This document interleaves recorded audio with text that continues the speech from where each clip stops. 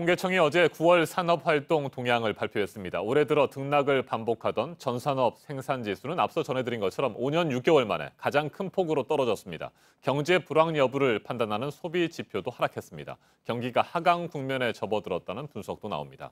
김동완 대한경제연구소장과 한 걸음 더 들어가겠습니다. 안녕하십니까? 예, 안녕하세요. 네, 전산업 생산지수, 그러니까 모든 산업의 생산 현황을 보여주는 지수가 크게 떨어졌다는 건데 특히 자동차 업종, 광공업 분야의 생산이 그토록 어려운 상황입니까?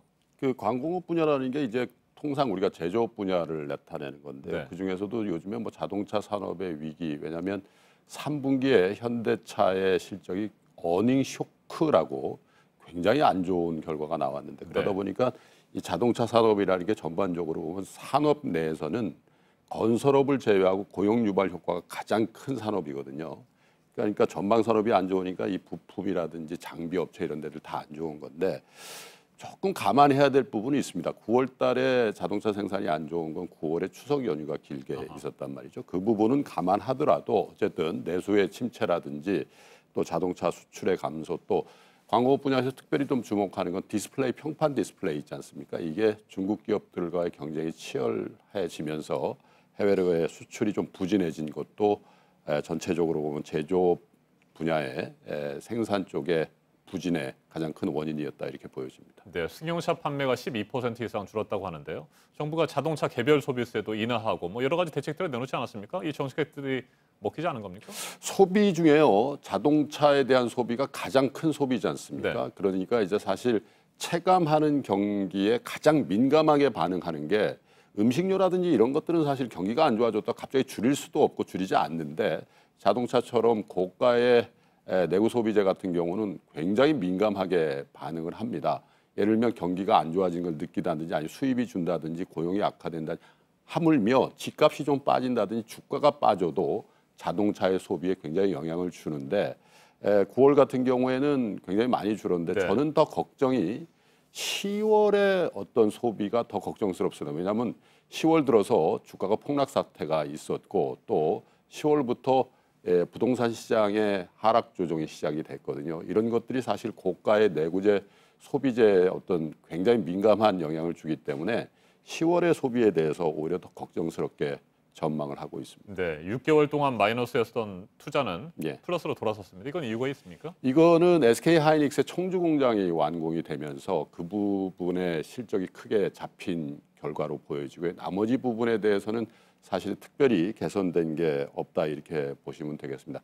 사실은 제조업 생산이라든지 소비 이런 부분도 지금 우리 경기를 제약하는 굉장히 안 좋은 지표로 나타나고 있지만 가장 지금 취약한 게 투자입니다. 그런데 지난달에 9월 달에 이 투자가 살짝 는 거는 네. 지금 말씀드린 반도체 쪽에 투자가 크게 일어났기 때문에 영향을 줬다고 봐야 되겠습니다. 네, 어제 통계청이 발표한 자료를 보면 말이죠. 동행지수 순환 변동치라는 게 있고 선행지수 순환 변동치라는 게 있잖아요. 뭐 둘 다 떨어졌는데 이게 어떤 그 용어들입니까?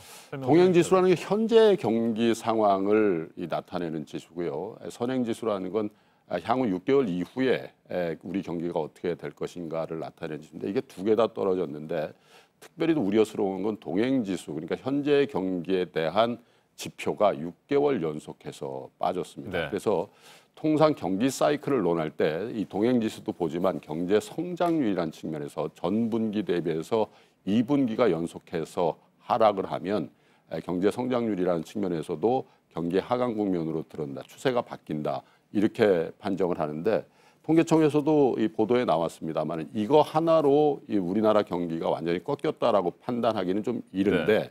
아마도 분기 성장률이 어떻게 나오는지 이게 2분기 연속 전분기 대비해서 마이너스 성장이 된다든지 이렇게 돼버리면 사실상 우리나라의 경기가 꺾였다라고 통계청에서도 인식할 수밖에 없는 그런 자료가 부분적으로 나왔다 이렇게 보겠습니다. 네.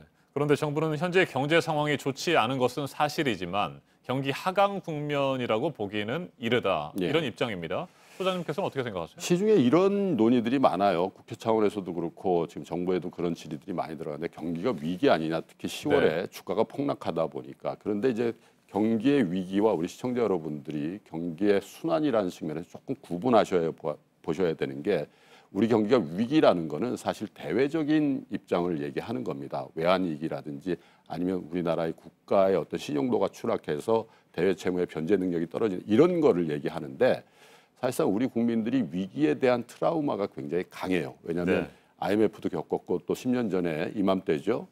금융위기도 겪었기 때문에. 그런데 사실 대외적인 의미에서의 위기는 아니라고 아직까지는 아니라고 보는데 제가 걱정하는 건 우리 국민들의 심리적인 경제 상황은 위기에 좀 근접해 가고 있다. 왜냐하면 경제 지표라든지 또 체감 경기 자체가 굉장히 장기적으로 하락하고 있는 국면이 지속되고 있고 또 말씀드린 것처럼 내년 경기에 대한 전망이 굉장히 안 좋은 상황이기 때문에 이런 위축된 심리가 사실은 어떻게 보면 경제를 위기의 국면으로 더 갖고 갈 수 있는 국면일 수도 있기 때문에 우리 경제팀이라든지 정부에서는 우리 국민들의 경제에 대한 심리를 어떻게 회복시킬지에 대해서 굉장히 고민해야 되는 시점에 와 있다 이렇게 평가하고 싶습니다. 네, 한 가지만 질문을 더 드리겠습니다. 주 52시간 근무제에 따른 탄력 근로제 이 단위 기간을 예. 확대하기로 정부가 방침을 정한 것으로 보이는데 민주노총을 비롯한 노동계에서는 강력히 반발하고 있습니다. 그럴 수밖에 없는 게요. 민주노총 얘기는 이거를 그 선진국 미국 같은 경우도 이 기간을 1년으로 하고 있는데 우리는 지금 3개월로 하고 있다라는 게 정부 입장인데